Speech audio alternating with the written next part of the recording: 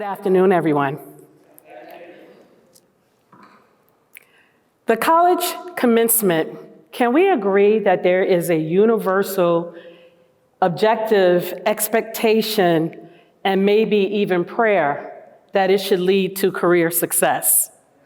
Yes? We're all on one accord. The college commencement is more than just pomp and circumstances. This ceremony means so much more for graduates. This ceremony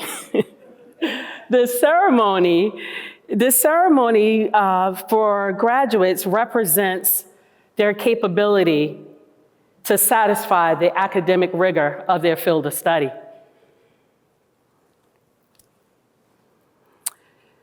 The graduation march to the podium to receive that diploma represents their chosen field of work, right? Their career aspirations. It also represents the bridge to that career success. That's the prayer anyway. But for many graduates, that diploma doesn't really bridge them as they think it should, right? And so we want to hack that. We want to do something about that. Because unfortunately for many, they don't necessarily realize this until the off-staging, right? So after the pictures posing for the school, then they come down and pose for their mamas, right? And everybody else who supported them. And then what happens is this, the cliff of reality, right? So I thought about if the graduation commencement is supposed to be about career success, how can we make that happen so that this doesn't happen? So what this represents is the journey, the zigzagging of a journey for the graduate to actually make it to their career as they intended, right? And many graduates really think that that is a linear path.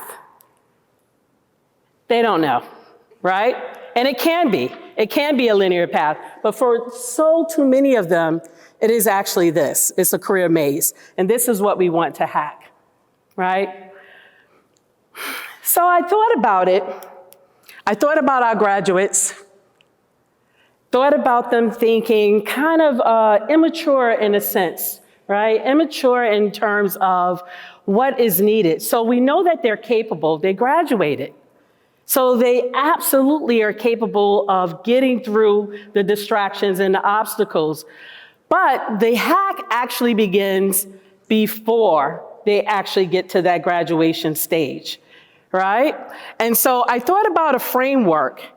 And I said to myself, how can we help graduates be successful, right? How can we help them get to where they want to be? And what I decided what was important for them, they have to be bridge builders. And we have to teach them how to be bridge builders. And so being a bridge builder requires certain skills.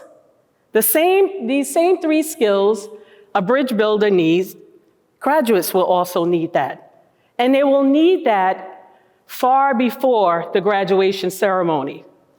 But don't worry, parents, those of you who have someone who has already graduated and not yet made it out of that career maze, they can still use these tools. And we're going to talk about it. And by the way, bridges are my love, okay? And so when I think about the skills of a bridge builder, and I just showed you the three skills that I'm focusing on, but I want to take you on a journey, a career journey, by showcasing six types of bridges. And so this bridge here is the arch bridge. And what this represents for a graduate or a student, while they are also doing what needs to be done, avoiding the distractions, right? Satisfying the classes and all the things. But they also have to understand what is needed for their career of choice. And so that means that they have to understand what's happening in that industry. What they need to know are some foundational knowledge and skills.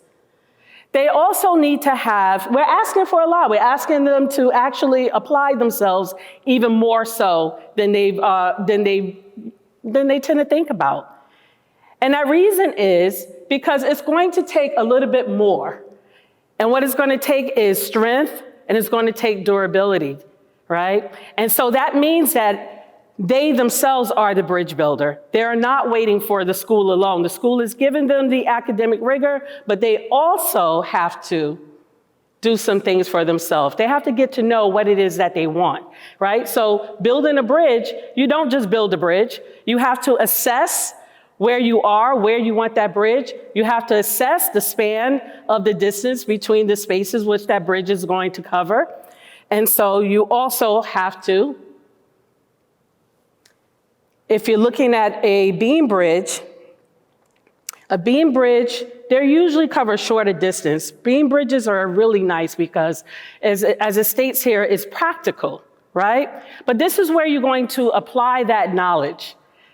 A beam bridge, you're ready to apply that knowledge, that foundational knowledge, but it says in various work environments. So what I imagine is, taken from the arch bridge, you have someone who is aware of what it is that they want to do. Let's say that they want to be a doctor, right? What type of doctor? What specific, who do you know? What are the skills for that doctor? What are the soft skills? What are the terms for that doctor, right? And I'm talking about language.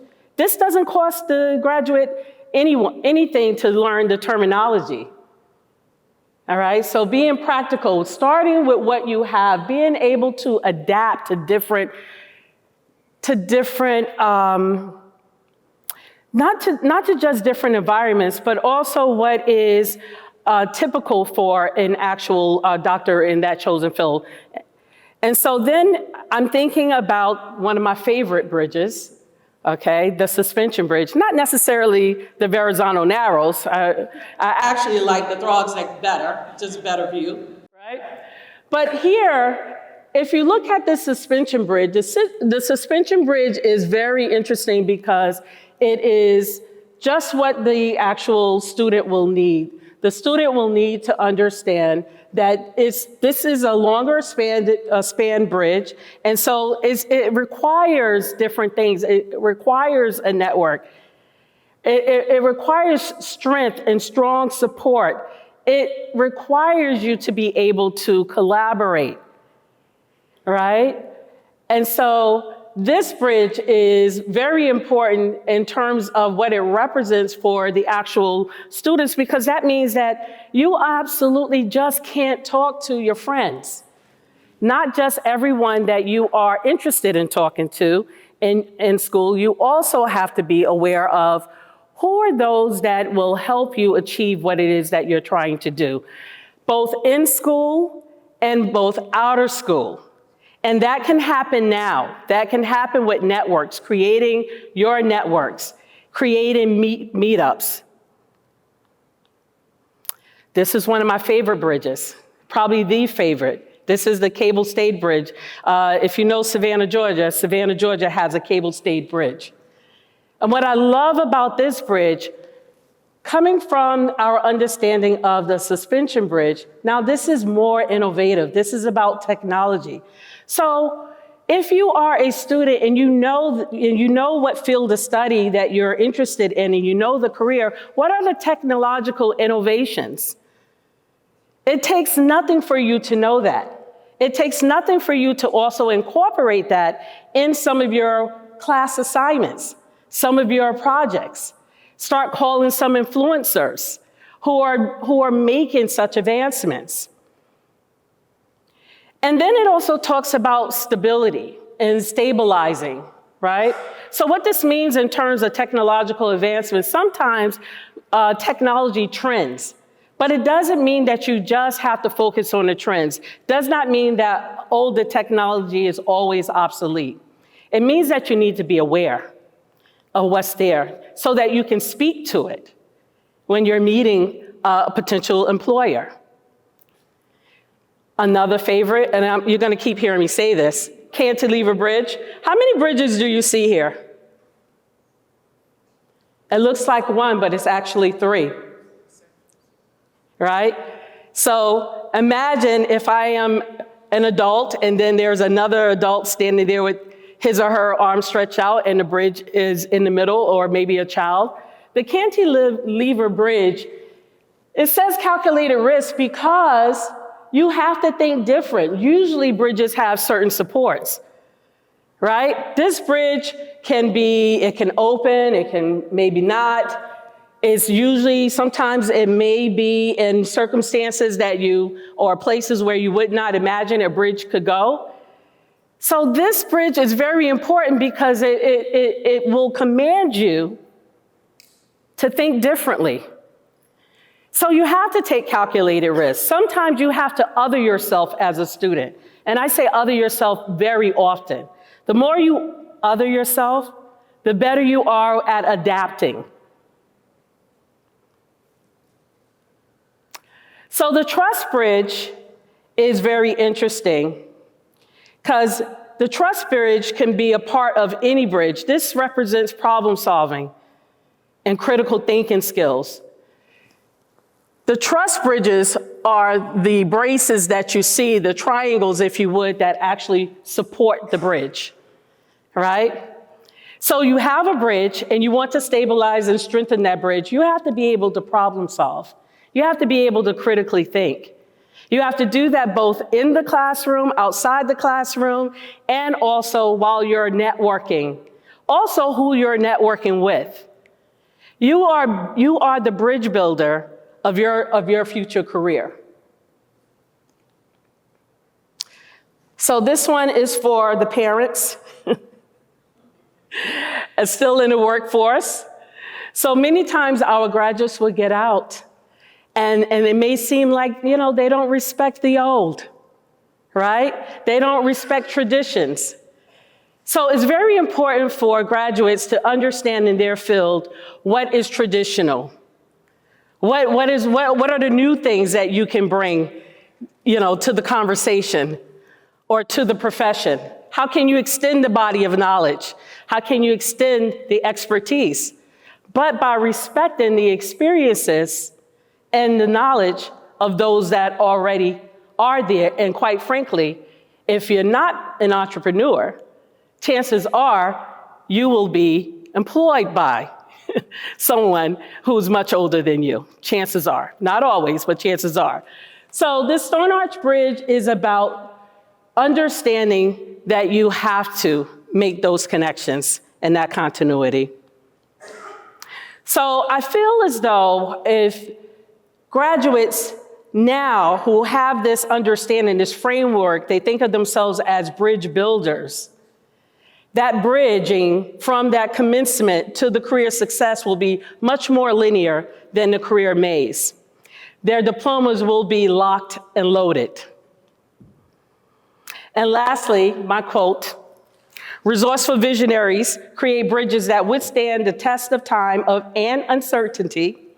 Their proactive actions and well-designed systems guide them towards a future brimming with possibilities and career fulfillment.